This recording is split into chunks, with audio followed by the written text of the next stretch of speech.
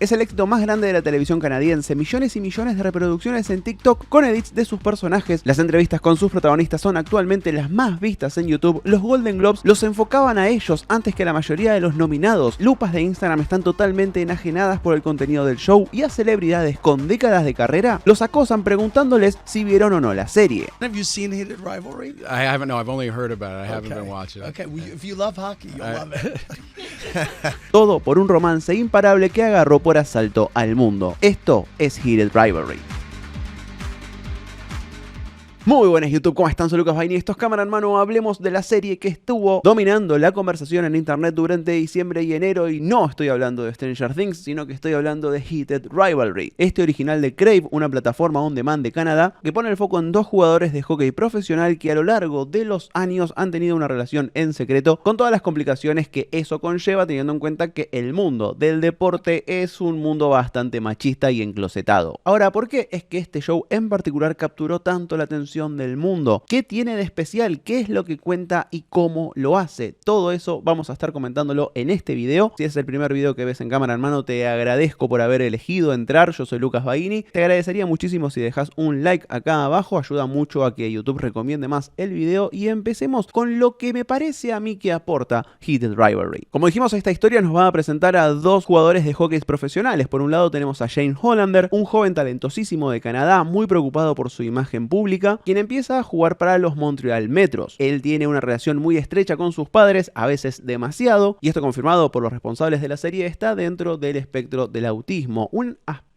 que me gustó mucho cómo se trató, porque no es algo que define al personaje, no es que le crea un corral en donde se puede mover dentro de esos límites, sino que es una característica más a la que se le presta atención a lo largo de la serie, pero no lo define. Y por otro lado tenemos a Ilya Rozanov, un joven ruso con problemas familiares bastante profundos, quien en el draft antes de su primera temporada queda en el mejor equipo de la liga, que son los Boston Riders. Él es bisexual, es más extrovertido que Shane, pero también durante toda la serie vamos viendo cómo en realidad en esa actitud oculta todas sus inseguridades. La serie arranca mostrándonos el primer encuentro de ellos dos, y a lo largo de 6 capítulos vamos a ir viendo cómo se desarrolla esta relación, a veces a distancia, a veces voraz, a veces muy fría, que va pasando por supuesto por varias complicaciones, pero así como una serie LGBT que fue muy popular también como Heartstopper, estamos ante una historia alegre, una historia que bebe y toma recursos de los cuentos de hadas incluso. Y sobre esto, viendo entrevistas con el creador de la serie, Jacob Tierney, me gustó descubrir que es un aspecto que él siempre tuvo claro, diciendo por ejemplo que desde el principio una de las cosas a las que no huyeron es que se trata de una historia romántica y tiene un final feliz. Queremos eso para las personas queer, donde los personajes puedan ser personas sanas, felices y funcionales, y que también tengan una vida sexual. Y tener una vida sexual es una frase que tenemos que resaltar bastante, porque uno de los aspectos que es diferencial en esta serie es el foco que tiene en las escenas íntimas. Antes que nada, son muchas, tantas que muchos de los actores de reparto en esta serie, cuando les llegaron las propuestas para participar y tuvieron que leer los guiones, su reacción fue pensar: hey, pará, ¿me están proponiendo hacer una serie pornográfica soft? Pero lo interesante de Heated Rivalry es que por un lado toma a las escenas de sexo como un desarrollo de personaje, en donde sus protagonistas van aprendiendo cosas del otro y también de uno mismo, y por otro se permite divertirse con el elemento del sexo. Simplemente con esto ya se diferencia de muchísimas producciones estadounidenses que son más pacatas y sobre todo más cuadradas a la hora de embarcarse en la acción de contar el sexo. Una persona que es clave en el éxito que tienen estas escenas es la coordinadora de intimidad del show, Chala Hunter, que junto a Tierney se acercaron a estas escenas desde un lado no solo de seguridad y técnico, como a muchos coordinadores de intimidad se los toma en los sets de películas y series. Simplemente estás ahí para que los actores estén seguros a la hora de hacer una escena de sexo, viendo cuáles son los límites de cada uno y demás, pero en este caso el creador de la serie, Tierney, le dejó a esta mujer explorar más el costado artístico de su rol, que no difiere demasiado de lo que es un coordinador de escenas de pelea, de coreografías de pelea en una historia de acción. Sí, por supuesto, ellos están ahí para asegurarse que en una escena de golpes nadie salga lastimado, pero al mismo tiempo está ahí para aportar algo artístico, para aportar ideas sobre cómo va a ser esa pelea y cuál va a ser el foco, cuál va a ser la historia que se va a estar contando a través de esos golpes. Lo mismo hicieron acá Hunter y Tierney con las escenas escenas de sexo. Y sin lugar a dudas es una de las razones de por qué Heated Rivalry empezó a hacer ruido en internet. Primero por ser una serie tan candente, si se puede decir de alguna manera, sin que YouTube me marque este video como no apropiado para todas las audiencias, pero por otro lado, después de captar la atención con estas escenas rimbombantes, la serie y la historia se encarga de mostrar otras armas y además también de justificar por qué hay tanto sexo. Y eso viene de la mano con otras dos cosas que me llamaron la atención a lo largo de estos 6 capítulos que dura la primera temporada, y tiene que ver primero con lo íntima que es y también con lo honesta que es la serie todo el tiempo. Heated Rivalry nunca se pone en otro lugar más que lo que es, como dije antes, una historia romántica, un cuento de hadas entre dos hombres que en el ojo público son rivales a muerte en un deporte tan enclosetado como es el hockey, que lo podemos comparar acá con el fútbol quizás, y que va a tener un final feliz. Por supuesto que el foco nunca está puesto en mostrar las cosas horribles que las personas gay tienen que atravesar en estos mundos y mostrarlas desde esa penuria, sino que lo que está haciendo Heated Rivalry es celebrar el romance entre dos personas que se quieren hasta desarmarse. Esto creo que en algún video sobre Heartstopper lo dije. Me parece que en ese punto mismo es en donde se encuentra lo valioso. Muchas veces este tipo de historias LGBT se centran mucho, y está bien porque hay que visibilizarlo, en lo difícil y lo prácticamente imposible que es navegar ciertas etapas de la vida siendo gay. Y me parece que también un diagnóstico que vale a la hora de explicar por qué Heated Rivalry de repente llegó a tantos ojos y es celebrada por tantas personas, es por lo mismo que por lo que Heartstopper lo logró, es mostrar una historia linda y mostrarle a muchas personas que también se puede contar una comedia romántica o un romance con un final feliz teniendo personajes LGBT.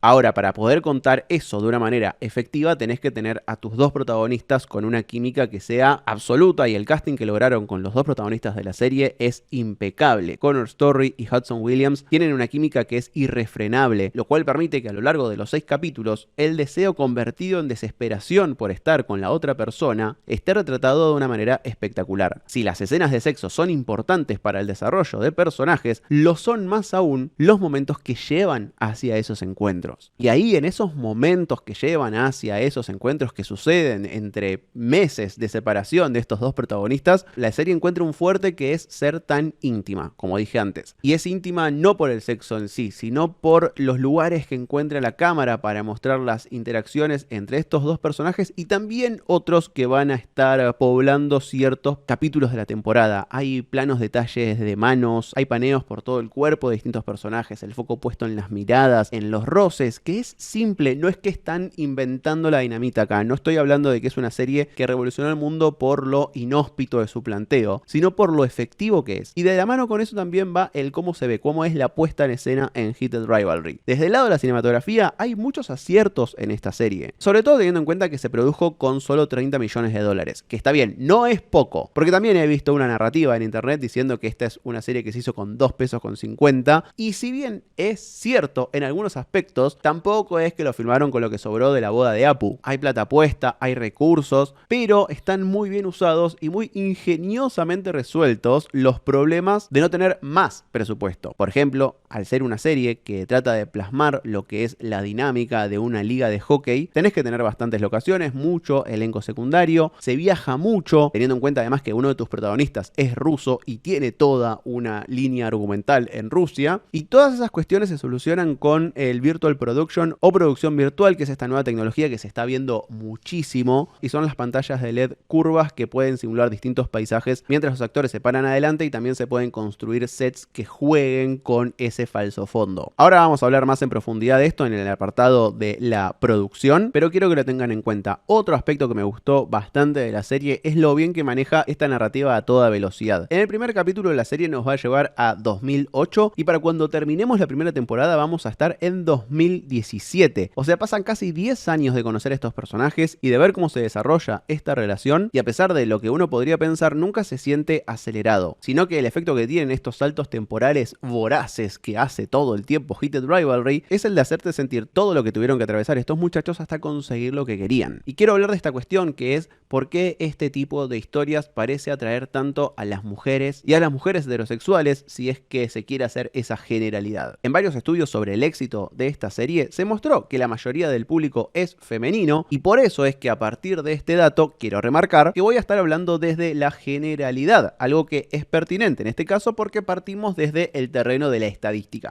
También voy a ser honesto, es muy difícil para mí como varón heterosexual ponerme en esa posición de decir es por esto que Heated Rivalry invoca tanto a las mujeres. Pero me parece que podemos llegar a hacer un ejercicio y pensar como en una mixtura de razones distintas. La primera que siento es correcta viene de la mano con lo que dijo Connor Story, uno de los protagonistas de la serie, cuando le preguntaron sobre este fenómeno. Y dijo que puede ser por mostrar una relación de amor puro sacando a la mujer de la ecuación. En toda la historia de la ficción hay estereotipos, hay lugares comunes, hay convenciones y tropos, con lo cual es común ver al rol de la mujer como el más romántico y desde la apuesta se busca hacer que la mujer espectadora se identifique con el personaje femenino. En cambio, en las historias de amor con dos hombres, esa preconfiguración ya no está y el espectador o espectadora puede sentirse más identificado con cualquiera en esta pareja. Por otro lado, como una segunda razón, me parece que también hay un punto en ver la vulnerabilidad emocional de dos hombres derritiéndose de desesperación por estar con otra persona. En un romance LGBT con estas características, sobre todo con el factor del amor prohibido, está la posibilidad de explorar otra sensibilidad en personajes masculinos y cumplir con esa fantasía de, no sé, por ejemplo, ver a dos Mr. Darcys enamorarse entre ellos. Un tercer camino para explicar por qué es que Heated Rivalry convoca tanto a las mujeres, quizás es el más simple y a veces soslayado, que es el prejuicio, porque el dato de que más del 70% del público de Heated Rivalry son mujeres, lo podemos leer al revés. Si pensamos en otro 20-30%, muchos son varones gays y quizás el 5, el 10% son hombres heterosexuales. Entonces no solo es la gran cantidad de público dentro de una demográfica, sino que también esa popularidad se explica por la falta del otro público. Y ahí también hay algo para explorar, quizás preguntarnos por qué es que a los hombres heterosexuales nos cuesta tanto conectar con este tipo de historias. Y de nuevo, todo el tiempo estoy hablando desde el paraguas de la generalidad por estar hablando de estadísticas. Pero bueno, ahora les propongo este viaje por descubrir cómo es que Heated Rivalry se terminó convirtiendo en una realidad y después sí mis impresiones del capítulo 1 al 6. La producción ejecutiva e idea original para hacer esta serie cae en responsabilidad de Jacob Tierney, que para quienes no lo conozcan es Eric de Le temes a la oscuridad y de adulto se convirtió en un guionista y productor de televisión canadiense bastante exitoso. La historia de la serie está basada en una serie de libros llamada Game Changers de la autora Rachel Reed, que empezó su camino autoral de hecho con estas historias. Ella siempre fue muy fanática del hockey, pero al mismo tiempo siempre le molestó y le dio vergüenza el nivel de homofobia que se maneja en ese mundo. Por eso agarró una rivalidad real en el hockey sobre hielo, la del canadiense Sidney Crosby de los Pittsburgh Penguins con el ruso Alexander Ovechkin de los Washington Capitals como inspiración para crear a Shane e Ilya. Con respecto a esto es muy gracioso ver en los Instagram de estos dos exjugadores de hockey los comentarios que hay sobre Heated Rivalry y lo virales también que se están haciendo las entrevistas entre ellos dos donde miran hacia atrás a esa rivalidad que tuvieron durante años. Ahora Shane e Ilya, los dos protagonistas de Heated Rivalry, son dos de los protagonistas que tiene esta serie de libros escritas por Reed. ¿Por qué? Porque después de ellos hay otros dos personajes que son los, de hecho, protagonistas originales y son Hunter, también un jugador profesional de hockey, y Kip, un barista súper inocente del cual Hunter se enamora, y ellos dos son los que abren este universo de Game Changers en la primera novela. Investigando para este video me sorprendió muchísimo encontrar que efectivamente el origen de Game Changers está en el formato fanfiction dentro de esta página tan famosa que es Archive of Our Own, o para los amigos AO3, y Reed para esta historia usó como base el universo cinematográfico de Marvel y la relación entre Steve Rogers y Bucky Barnes, el soldado del invierno, que en esa página es súper popular bajo el término del ship Stucky. Cuestión, lo que más se destaca de esta serie de libros y también en esa historia original de fanfiction es el detalle con el que están contadas tanto las escenas de sexo entre sus personajes como las enormes descripciones de los pensamientos y deseos de todos. Si alguien quería llevar efectivamente eso a la pantalla, iba a tener que honrar esos dos aspectos. Y Jacob Tierney, como dijimos antes, venía de ser productor de televisión, siendo uno de los productores ejecutivos de las sitcoms más longevas de Canadá, Letterkenny y su spin-off Jorsey, la cual ya jugaba con el tema del hockey, pero ambas series tenían un tono más familiar y más naïve. Por eso, cuando leyó los libros de Reed, se interesó por la historia, pero primero quiso ir por otras cadenas con mayor presupuesto y él entendía que iba a tener más libertad. Para poder adaptar estas historias de Game Changers, lo primero que tenía que hacer Tierney era conseguir los derechos y se puso en contacto por primera vez con Reed en 2023 para hablar de esta posibilidad de adaptar los libros a una serie. En principio, Tierney quería producir este show en Estados Unidos y le llevó un tratamiento de guión, o sea, una idea aproximada nada de cómo iba a ser la estructura de la temporada y cómo iba a ser el tratamiento de los personajes a Netflix y otras cadenas. Y a partir de entrevistas que dio Tierney después del éxito que fue esta serie, todas estas plataformas repetían la misma nota que tenía que ver con bajar la cantidad de escenas de sexo que iban a tener los personajes. De hecho, una de estas plataformas estadounidenses, Tierney no dijo cuál, le bajó una nota que decía no pueden tener ningún beso hasta el 5º capítulo, lo cual podría haber significado un fracaso absoluto. Pero bueno, con todo esto, Tierney empezó a dudar de si efectivamente iba a poder adaptar la historia y mantener esas escenas de sexo, lo cual era súper importante, y después de un año de buscar cadenas, Tierney terminó volviendo a Canadá y presentándosela a la cadena con la que ya venía trabajando, que era Crave. En enero de 2025, la plataforma confirmó el proyecto y le dio libertad a Tierney para hacer lo que quisiera con un presupuesto de $5 millones por episodio. Por suerte, la serie entró rápido en producción y se empezó a filmar en abril de 2025, terminando toda la fotografía principal en solo 35 días. Para acortar gastos, la serie se filmó casi toda en Ontario, Canadá, porque el estado da exenciones impositivas a las producciones que muestran las ciudades de Hamilton, Guelph y Muskoka, y así fue como consiguieron también el estadio de hockey, y por eso es que todas las escenas de los partidos están filmadas en locación. Y para bajar también gastos y además darle a la serie un look más cinematográfico, el director Jackson Farrell usó dos trucos que aprendió de trabajar muchísimo en publicidades. Por un lado, usar lentes anamórficos de gran angular que ayudan a darle un look más cinematográfico a la imagen sin gastar demasiado, y como destaqué antes, apoyarse en la producción virtual para economizar locaciones y recursos. A la hora del casting se probó con muchísimos actores, celebridades canadienses, también estadounidenses, y un casting abierto enorme que por suerte dio como resultado encontrar a Connor Story y Hudson Williams, dos desconocidos que hasta antes de esta serie trabajaban como camareros, con Connor logrando hasta ese momento como su gran éxito un papel muy chiquito en Joker 2, aunque bastante relevante teniendo en cuenta que es el que mata a Arthur, y al mismo tiempo ser desconocidos le permitió a la serie bajar el presupuesto en sus sueldos y también cerrarlos por no una temporada sino por 3, a pesar de que el show mismo en su momento no estaba confirmado más allá de una sola temporada. Yo creo igual que después de todo lo que pasó con esta serie va a haber una renegociación de contratos pero feroz. Con todo esto, Crave lanzó el primer episodio de la serie en noviembre de 2025 y planeó un lanzamiento semana a semana, lo cual también contribuyó muchísimo a que se permita una bola de nieve en la conversación de internet que terminó el día de Navidad cuando lanzaron el 6º y último episodio. El fenómeno fue tal que en internet al menos opacó un poco el lanzamiento de Stranger Things 5, y a partir de que terminó la serie, durante todos estos días de enero, la charla alrededor de esta historia y de estos personajes no bajó prácticamente nada. Tanto que después de solo comprarla para Estados Unidos, HBO decidió comprar los derechos del show para poder lanzarlo en otras regiones, como por ejemplo en Latinoamérica, que recién se va a estrenar en febrero porque todavía están haciendo el proceso de doblaje y muchas otras cosas más. Dicho todo esto, amigos y amigas, voy a despedir a todas las personas que no vieron la serie, mientras invito a todos esos enfermitos y enfermitas que están a pleno con Heated Rivalry a sumarse en este repaso por los 6 episodios, mientras les cuento algunas cosas que quizás no vieron, también lo que más me gustó y algunas preguntas que no me terminaron de cerrar sobre la historia de Shane e Ilya. Arrancamos con el capítulo 1, Rookies, que nos lleva a diciembre de 2008, en donde Shane Hollander de Canadá e Ilya Rosanov de Rusia se conocen antes de la Copa Internacional de Prospectos. En este encuentro ya vemos cómo Shane tiene una forma particular de acercarse a las personas y es hermoso encontrar el paralelismo que hay acá en esta escena con el final de la temporada. En este primer cruce los vemos con una pared de fondo sin perspectiva, encerrados y tapados, mientras que al final de la temporada los vamos a encontrar en un encuadre muy similar, solo que ahora el entorno es amplio, respira y ellos están libres. También en esta primera escena ya se nota el uso de estos lentes de gran angular para hacer de cada espacio que ambos comparten más grande, casi como si la presencia del otro hiciera de cualquier lugar algo más agradable. Es un recurso que la serie va a usar una y otra vez para enmarcarlos a ambos. En este primer capítulo lo vemos acá, en el gimnasio, en el vestuario y en la habitación. De acá saltamos 6 meses en el futuro, cuando a ambos los draftean para su primera temporada en la liga.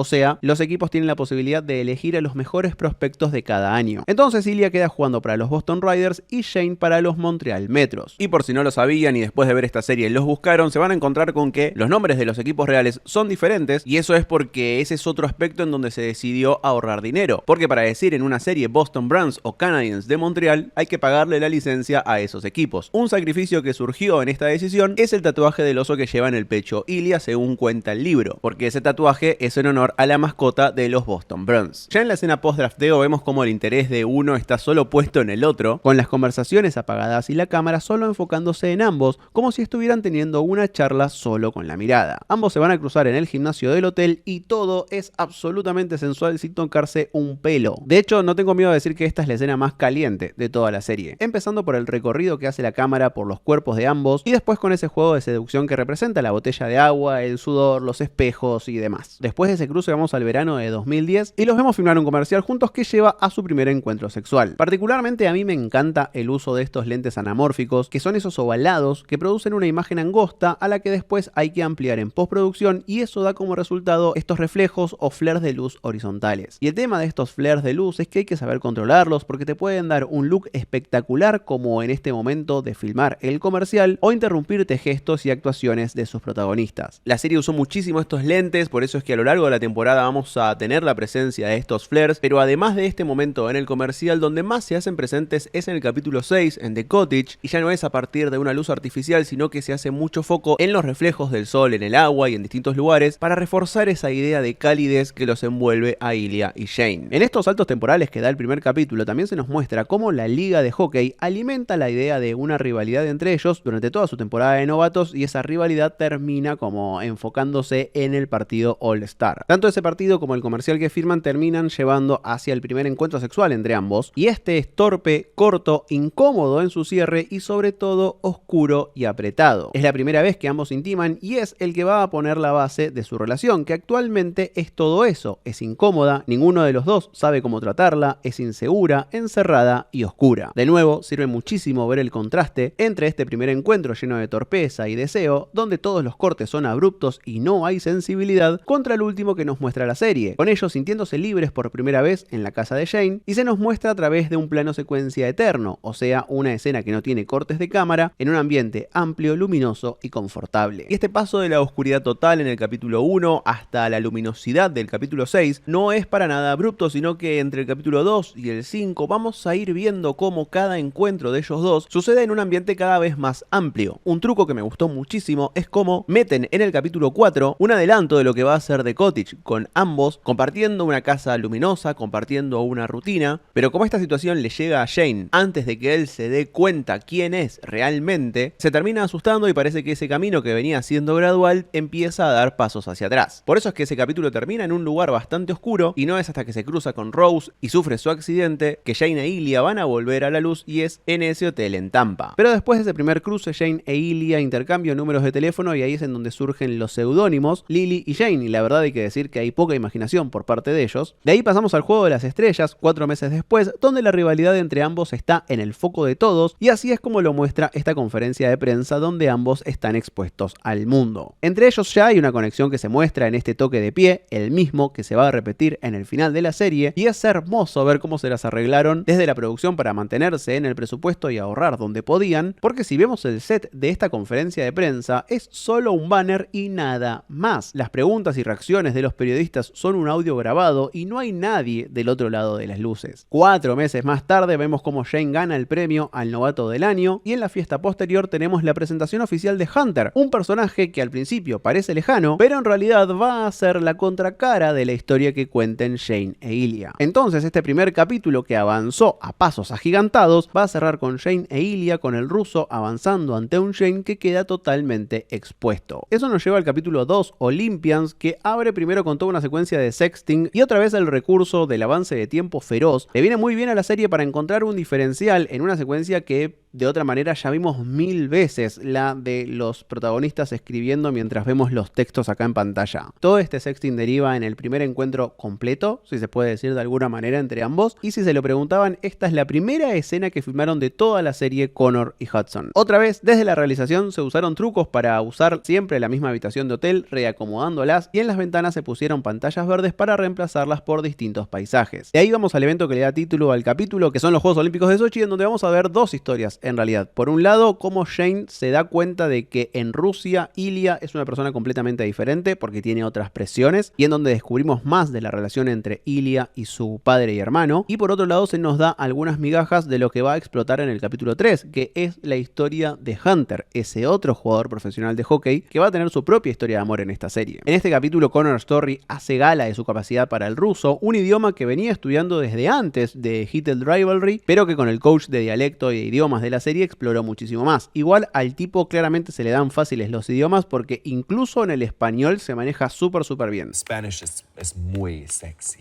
Yes, I think Es sexy. Colombians. Vamos a la playa de Barcelona. Barcelona. Con Javier Bardem Yeah. y Penélope Cruz. De Rusia nos vamos dándonos cuenta que Ilya está con su atención puesta en Estados Unidos y en Shane, y lo vamos a ver junto a Shane súper feliz consiguiendo el objetivo de su vida, que era ganar la liga. Y es hermoso ese gesto de la sonrisa al final, teniendo en cuenta que durante todo este capítulo lo que está sintiendo Shane es que Ilya lo bloqueó por todos lados. Eso nos lleva a la reconexión entre ambos en los premios a lo mejor de la temporada, que termina con ambos otra vez en una habitación de hotel, pero quiero que le presten atención como en cada capítulo, cada encuentro se va produciendo en ambientes cada vez más abiertos, y también es interesante cómo le prestaron atención a que al momento de desvestirse Shane elija doblar su ropa de manera tan perfecta, un poquito explorando esta cuestión de estar dentro del espectro y tener ciertos patrones que se repiten y repiten. En el final del capítulo ambos parecen estar teniendo mucha más intimidad y permitiéndose hablar de otras cosas, pero cuando Shane indaga un poco más sobre la relación de Ilya con Rusia y su familia, todo termina de una manera súper incómoda que nos deja con la incógnita de lo que va a pasar no para el próximo capítulo, sino para el otro, porque el tercero es especial. En este tercer capítulo de la serie decide mostrarnos lo que parecía ser un capítulo embotellado, llamado Hunter, porque se va a estar centrando en la relación que este otro jugador de hockey va a entablar con un barista llamado Kip. Y ya desde ahí lo celebré, pero también al mismo tiempo me encantó descubrir que este episodio al final es tan clave para el desenlace de la historia. Como dijimos, este capítulo va a dejar a Ilya y Shane al costado para centrarse en Hunter, a quien nos encontramos entrenando y parando para tomar un smoothie recomendado por el barista de ese local llamado Kip. En este arranque me encantó que se hagan cargo del origen de esta historia que contamos al principio de este video y lo pusieron a Hunter vestido de la misma manera en la que entrena Steve Rogers en El Soldado del Invierno. Ah, y por cierto, este es el capítulo que más locaciones reales usa y está casi todo filmado en Hamilton, Ontario, usando locales reales, y este lo busqué, así que si alguna vez andan por esa ciudad y quieren tomar el smoothie que le preparó Kip a Hunter, tienen que ir a Relay Café Roasters en el centro de la ciudad. A mí este capítulo, la relación entre ambos me pareció súper dulce. Sé que este capítulo está basado en el primer libro de la serie que se enfoca en contar esta historia. Me gustó que pongan a Hunter como una persona súper intensa, sobre todo en el lugar que está ocupando, y al mismo tiempo está buenísimo el límite que le marca la amiga de Kip. Está buenísimo que se hayan encontrado el uno con el otro, pero no es justo que se siga manteniendo en las sombras. Y después de ese desarrollo tan fugaz de la relación, el capítulo nos va a dejar en un tono bastante melancólico, que es el de los dos permitiéndose desarrollar su vida, pero alejados el uno con el otro. También este capítulo lo que hace muy bien para linkear esta historia con la de Shane e Ilya es mostrar que Hunter desde este momento, o sea, solo a 3 años de empezar la relación, ya se daba cuenta de lo que estaba pasando entre sus dos colegas, y termina siendo clave para lo que vamos a ver al final. En el capítulo 4 se presentan ciertos elementos que funcionan como disruptores. Por un lado tenemos la presentación de Rose, una actriz famosa con la que Shane va a empezar una relación pública justo después de tener un encuentro con Ilya, en donde se presenta el segundo elemento disruptor, que es la aparición del amor por sobre el deseo. Es el primer episodio en donde no los vemos teniendo sexo de manera apurada y encerrada, sino que además también es el primero en donde los dos se tratan por su nombre de pila. Por primera vez se dicen Shane e Ilya, y hay una conexión real muy fuerte que hace que Shane se aterrorice por lo que eso significa, y eso es lo que lo dispara a encontrarse con Rose y ver que una relación con una mujer puede ser una posibilidad, mintiéndose a sí mismo sin aceptar del todo que es homosexual. Pero con Shane, después de aterrarse en este momento y encontrando en Rose una confidente, nos vamos a la escena del boliche en donde Ilya claramente está celoso de lo que está pasando con su enamorado, y tenemos este momento que desde la puesta en escena es espectacular, y el uso de esta canción de Last Tattoo, All the Things She Said, que se convierte en un remix súper oscuro y sensual, mientras vemos como ambos después de cruzarse en ese boliche se terminan pensando durante toda la noche, es increíble. Eso nos lleva al quinto capítulo, que se llama Voy a creer en lo que sea, tomando el nombre de la canción de Wolf Parade que va a sonar en el momento en que Hunter invite a Kip a la cancha. El capítulo abre con Shane aceptando ser homosexual con Rose, y esta escena para mí es por lejos la mejor de Hudson Williams en en toda la serie. La economía de gestos que mantiene en toda esta escena mientras nos hace sentir lo ahogado que se siente por toda esta situación, mientras él se va dando cuenta lo que Ilya significa para su vida, es muy pero muy bueno. De ahí viajamos a Tampa, en donde ambos se reencuentran, y por entrevistas que dieron ambos protagonistas, se supo que esta es la escena con la que ambos audicionaron juntos y probaron química. Hablando de química, en este partido especial es la primera vez en donde ambos, después de tantos años, comparten equipo y muestran una sinergia espectacular. El día termina con ambos en la playa, en una escena en donde claramente no están en la playa, sino que de vuelta es este uso de la pantalla de LED simulando un paisaje, y tenemos este momento hermoso en donde otra vez se refleja la conexión entre ambos con un solo gesto. Más tarde Ilya se va a enterar que su padre murió, lo cual hace que viaje hasta Rusia para encontrarse con esto, con el punto final de su vida en ese país. Por fin le puede decir a su hermano todo lo que nunca le dijo. La ausencia de su padre hace que no haya nada en Rusia para él, y esta situación nos lleva a esta conversación por teléfono entre Ilya y Jane, que es una de las más efectivas de la temporada. Primero porque Connor Story, en su monólogo hablando desde el dolor en ruso, la rompe por completo, pero también por la puesta en escena. Todas las escenas de Ilya relacionadas a su familia se caracterizan por estar todas filmadas con cámara en mano, lo que nos hace sentir más incómodos, que todo se sienta más visceral, y este momento no es la excepción, con la cámara siguiendo los movimientos erráticos que hace Ilya mientras habla con Jane en el inicio de la conversación, y de a poco se va a ir calmando, al mismo tiempo que le cuenta todo lo que él siente a esa persona especial en su idioma. No tiene que hacer más ese salto, ese obstáculo de idiomas de hablar en el inglés. De ahí pasamos una semana más tarde en donde se vuelven a encontrar Boston y Montreal en un partido donde Jane va a salir gravemente herido y que claramente le hace replantear todo. En medio de las drogas, cuando Ilya lo visita, lo va a invitar a pasar el verano en su casa, que es una mansión súper privada, a lo que Ilya dice que en este momento es imposible, no se puede, mientras claramente ahoga el llanto. Eso nos va a dejar con el final del capítulo, que es el final de la temporada de hockey, en donde es Hunter que logra el objetivo de su vida, ganar la liga. Eso nos lleva al final de película romántica que tiene este capítulo, que es Hunter invitando a Kip a bajar de las gradas para darle un beso en el hielo y así anunciar públicamente y masivamente que es gay. Este es un final explosivo y es una victoria explosiva para los personajes de Kip y Hunter,